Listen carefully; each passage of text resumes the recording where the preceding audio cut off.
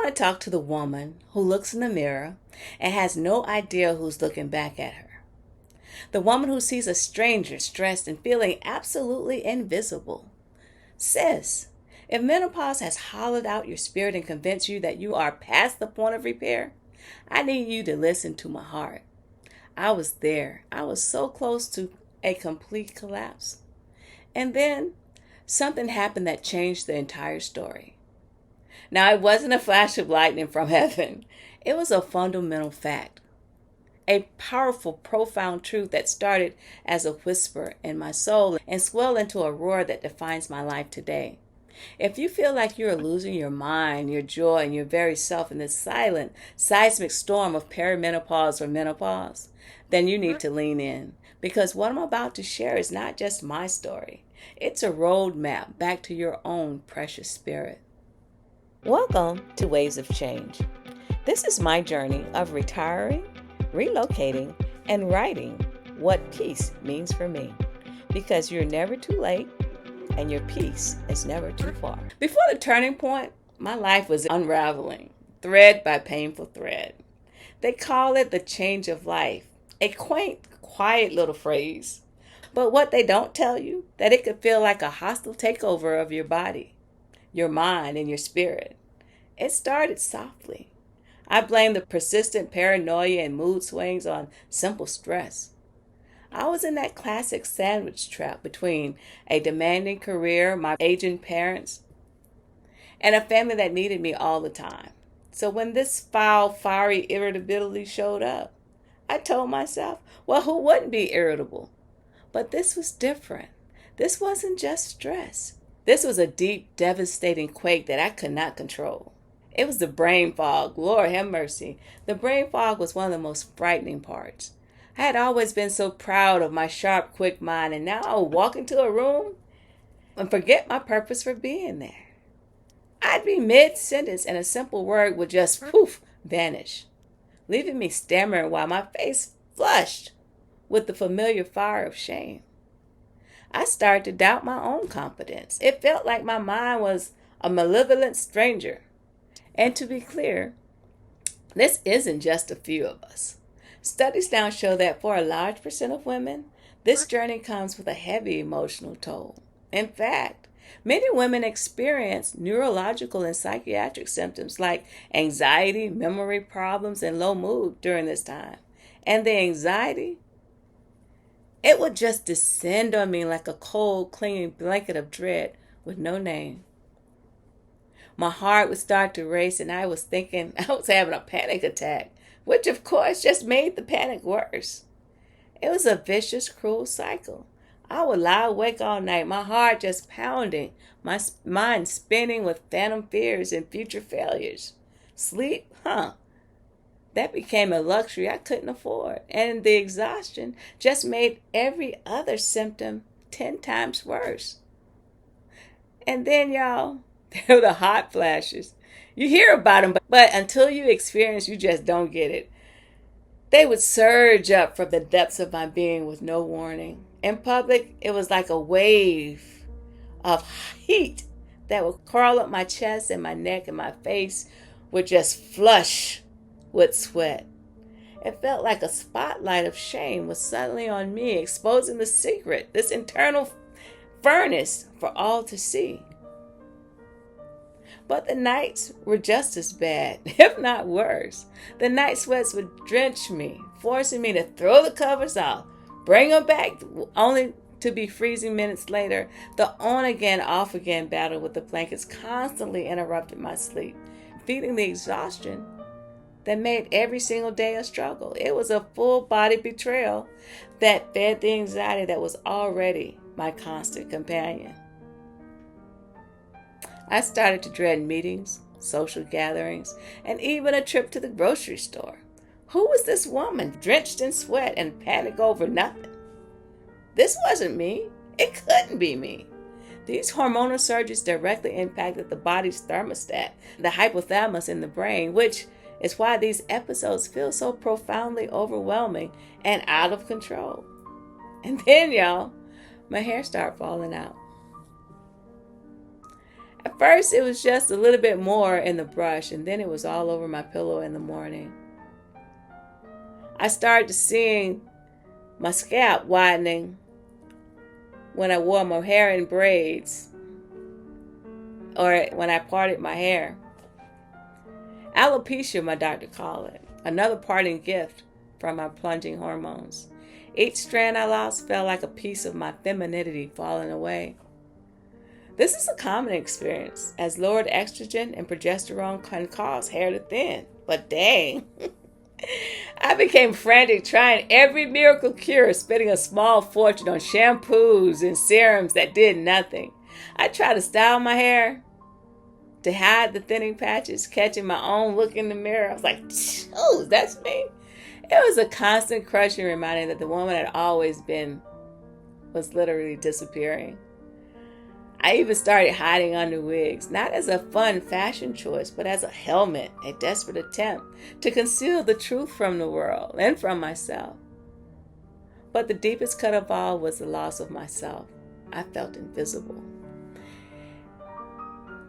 It's a feeling so many of us know. It's as if the world decides that once you reach a certain age, you are no longer worth seeing. I remember getting double takes in my 20s, 30s, and 40s. But as you reach a certain age, after menopause, when your hair starts to fall out, you do become invisible. Those glances, those second looks become less and less. And you're thinking, dang, I know I still got it. I feel like I still have it sometimes. But there are those times where you miss those glances. My confidence vanished. I started avoiding people, avoiding life because I didn't feel like the fun, vibrant woman I used to be. My whole identity, everything I had built, felt like it was turning to dust. I'd look in the mirror and see a tired, haunted stranger. The joy was gone, the light was gone, and all that was left was this hollowed out and terrifying belief that the real me was gone for good. The real poison in this painful process wasn't just the symptoms themselves. It was the crushing, crippling, suffocating loneliness that came with them. It was a terrible thing to be surrounded by all the people you love and feel utterly, completely alone. It felt like I was screaming for help from behind a wall of glass and nobody could hear me. I tried to talk about it, but how do you explain a storm in your soul when everyone else is just talking about the weather? How do you explain to people you love that your sudden sadness and anxiety isn't about them, but about a war raging within your own body? The words always felt like a flimsy, feeble excuse. And the medical system, that's a whole nother level of isolation. I sat in my doctor's office, my heart in my throat, and I listed out all the symptoms: anxiety, heart palpitation, the feeling of doom, only to be told it was stress. He offered me an antidepressant, but the word perimenopause was never spoken. And let me be clear again, while antidepressants can be appropriate for clinical depression, menopause guidelines state that they should not be the first line of treatment for the low moods associated with perimenopause and menopause, because there's no evidence that they effectively treat these specific hormonal-driven psychological symptoms. To be dismissed, to be denied, makes you start to doubt your own deep reality, to question your very sanity. You think, maybe I am crazy. Maybe this is all in my head. Countless women are left feeling unheard, invalidated, and that is a spiritual injury. My friendships suffered. Friends my age weren't there yet, were masking, or were having an easy time of it. They'd say things like, you should really try yoga, or just think positive. Bless their hearts. They meant well. But they couldn't comprehend the profound personal identity crisis I was drowning in. So I withdrew. I put on a mask and I pretended I was fine because it was easier than trying to explain the unexplainable. That silent, that self-imposed sentence just dug the pit of private pain deeper. I was grieving the death of myself, and I was doing it in solitary confinement. This is the core of the pain for so many of us. We have been taught that menopause is taboo, a dirty little secret, so we suffer in silence, each of us believing we are uniquely broken. And in that silent, isolated space, despair takes root. And you start to believe that this hollowed out stranger looking at you in the mirror is all you'll ever be. It was in that rock bottom place of total isolation that I almost gave up. I was at the bottom, broken, lost, and so profoundly alone, surrounded by a room of people. And then it happened, not a lightning bolt, but a quiet dawn. It was the discovery of a sacred, life-altering truth. I was not broken. I was transforming. And the key to navigating this transformation was not to fight against it, but to build my emotional and spiritual resilience. Now that may sound simple to you, but for me, it was a complete revolution. For months, all my energy had been focused on what I was losing: my youth, my identity, my mind, my hair. The turning point came when I stopped fighting the relentless storm and instead started learning how to become the ship that could withstand it. The universe will always send you a teacher when you need it, and that, for me, came in the form of a book. It was Brene Brown's Rising Strong. It talked about emotional resilience as a skill you can build, a muscle you can strengthen at any age. For the first time, I saw a path forward that wasn't about fixing a flawed and fractured me, but about developing the woman I was becoming. Here's the truth I discovered. Emotional resilience is not about being tough or stuffing your feelings down. It's the exact opposite. It is the ability to stand in the full fire of your feelings, the fear, the frustration, the fury, and not let them burn you down. It's about cultivating an inner sanctuary, a spiritual strength that allows you to navigate the turbulent waters of this change with awareness and grace.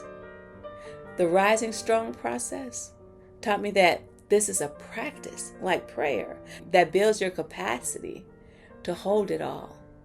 This realization reframed everything. My symptoms were no longer proof that I was broken. They were powerful signals from my body.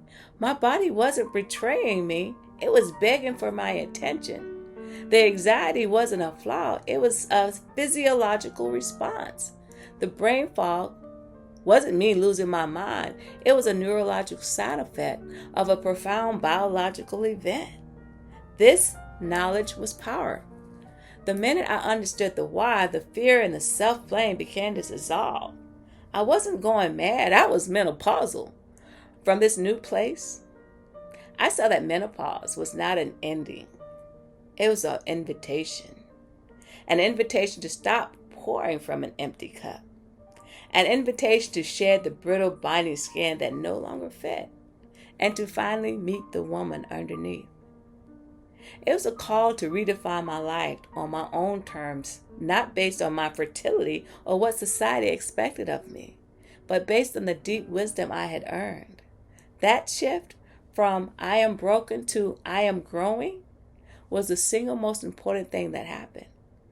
It didn't make the hot flashes or the brain fog go away, but it gave me a new and holy mission. Instead of clawing my way back to the woman I used to be, I began the sacred work of nurturing the woman I was becoming. I made a vow to myself, a sacred contract with my own soul, to learn the tools I needed to build this new, resilient self. This was the moment I stopped giving up and started building up. This discovery was the compass. But a compass is useless unless you're willing to take the first step. The after is not a destination. It's a daily practice of doing the work, of building that spiritual muscle. It's a collection of small, sacred, intentional choices that, over time, rebuilt me from the soul outward. Here's the work I did to change. First, I embraced sacred self-care, not as a luxury, but as a non-negotiable act of survival. I started with my body. I remembered that exercise is one of the most powerful medicines for the mind and spirit. I started with a simple 30-minute walk every day on my lunch hour, not as a punishing workout, but a walking meditation. This one act helped regulate my hormones, lift my mood, and cleared the fog. I also started paying attention to what I was putting in my body, focusing on whole foods that would stabilize my mood and give me energy. Second, I learned to tame the chaos in my mind with mindfulness. When that wave of anxiety would start to rise, instead of letting it pull me under, I would stop. I would plant my feet on the ground and breathe. A simple breath, in for 4, hold for 4, exhale for 6. That was a revolution. It was proof that I could have a measure of control even when I felt out of control. I also started journaling. I would pour all that swirling, stressful thoughts from my spirit and onto that page where they looked smaller and more manageable. Third, and this is a big one, I finally forcefully broke the vow of silence. I had to open my mouth and speak my truth. I found the courage to sit down with a close friend, not in the heat of a moment, but in a place of calm, and I explained what I was learning. I came with the facts, with information about what was happening in my body and in my mind. And you know what? The same thing had happened to her, and she felt that she couldn't talk about it, so she suffered in silence as well. It created a bridge of empathy and understanding that my silence and withdrawal never could. Then I found my tribe. I found an online community of women who were walking the same path. To share my story and hear my exact same fears and frustrations echoed back at me, that was like a healing balm to my soul. It shattered the lie of isolation. Knowing you are not alone is everything. Fourth, I reclaimed my identity by quoting the contours of my own spirit. The old me was gone, and that was okay. I gave myself permission to get to know this new woman. A huge part of that was finally taking off the wigs I had been hiding under. I embraced my look, my thinning hair, my bald head, and all. And in doing so, I took back all the power my hair loss had over me. Now I wear wigs like a great pair of shoes as a fun accessory to match my mood, not as a necessity born of shame. I started writing again, something I hadn't done in a very long time. It wasn't about being good at it. It was about the pure, private pleasure of creating something that was just for me. This process of rediscovery helped me build a new sense of self, one defined not by my roles for others, but by my own passions. The adversity forced me to rebuild myself in a way that was stronger and more authentic. Finally, I learned how to mother myself. I learned the grace of self-compassion. There are still hard days, true enough. There are still moments of brain fog, still waves of sadness, and still hot flashes. But now, instead of beating myself up, I offer myself kindness. I say, this is a symptom, not a failing. This will pass. I give myself permission to rest. This journey taught me that resilience is not about being unbreakable. It's about being able to bend without breaking and having the grace to love yourself back to wholeness when you fall. This work didn't just get me through menopause. It helped me come alive. I am more in tune with my body, more aware of my soul's needs, and more confident in my ability to handle whatever comes my way. I see a woman who walked through the fire and came out forged, wiser, and more herself than she's ever been. I am no longer a stranger in the mirror. I see a woman who walked through fire and came out forged, wiser, and more herself than she has ever been. My story is mine, but the truth in it is universal. The feeling of being lost, the struggle with an invisible battle, the desperate need to be seen and understood, this is the shared experience of so many of us. So I want to speak this truth directly into your heart. You are not broken, you are not crazy, and you are completely not alone. Menopause is not the end of your story. It is a profound and yes, deeply challenging transformation. It is a sacred wake-up call to finally prioritize your own healing, your own joy, and your own spirit. And the most powerful tool we have in this journey is each other. Isolation thrives in silence. So right now, let's break it. I want to invite you to do something brave. Go to the comments and let's create a sacred space, a village. I want you to share one thing, one truth you've learned, one piece of advice that's helped you, one moment you felt seen. Let's turn this space into a living, lasting testament to our own collective power and resilience. When I stare at my reflection in the mirror now, I finally recognize the woman looking back. She has new lines around her eyes. She has a different kind of wisdom there. She has a quiet strength that was forged in the very fire that she thought would consume her. Menopause almost broke me, but in the end, it broke me open. It taught me the true meaning of resilience and gave me a connection to myself that I never knew was possible. Remember this, sis. This transition is not a weakness. It's a testament to your strength. It's an opportunity to shed every single thing that no longer serves your highest good and to step into your next chapter with profound power and purpose. Brighter days are not just possible, they are waiting for you. If this story resonated with you, please like this video and share it with a woman who needs to hear it. Subscribe for more conversations that honor our journey. And before you go, hold this truth close. You are never too late, and your peace is never too far. Hey y'all, I'm Vanessa with Waves of Change. Thank you for joining me today, and I'll see you all next time. Bye.